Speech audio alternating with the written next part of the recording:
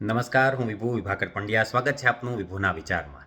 આપણે સવારે જાગીએ ત્યારથી રાતના સૂઈએ ત્યાં સુધી માત્ર ને માત્ર બીજાના પ્રભાવમાં જીવન જીવ્યા કરીએ છીએ. આપણી આ જિંદગી કે જે આપણને અમૂલ્ય મળી છે, બીજી વખત આપણને આ સફર ખેડવા મળશે કે નહીં આપણે જાણતા નથી. અને આપણી આ જર્નીનો અંતિમ પડાવ, આપણી આ સફરનો અંતિમ પડાવ કયો છે એ પણ આપણે જાણતા નથી.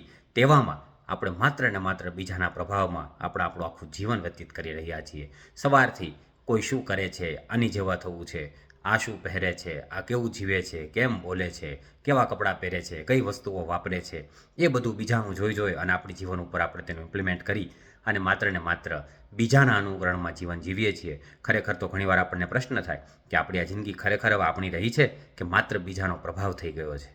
અને આપણે બીજાના પ્રભાવમાં નહીં પરંતુ આપણા સ્વભાવમાં જીવવાનું છે.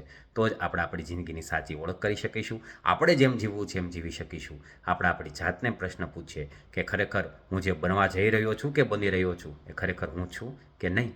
શું આ મારું જીવન હવે મારા કાબૂમાં છે કે બીજા જેમ ચલાવે એમ જ હું જીવું છું. તો આમ આપણે બીજાના પ્રભાવમાં નહીં આપણા સ્વભાવમાં જીવીએ અને ખૂબ આનંદથી આપણને જે આ અમૂલ્ય જિંદગી જીવવા મળી છે તે પોતાની રીતે જીવીએ, પોતાની ઈચ્છા મુજબ જીવીએ અને પોતે જેવા છીએ એવા બનીને જીવીએ. અંતમાં આ પંક્તિઓ કે ઓછો સમય મળ્યો તો અહીં આવ જાવમાં, ઓછો સમય મળ્યો તો અહીં આવ જાવમાં, એમાંય વીતી જિંદગી બસ રખરખાવમાં.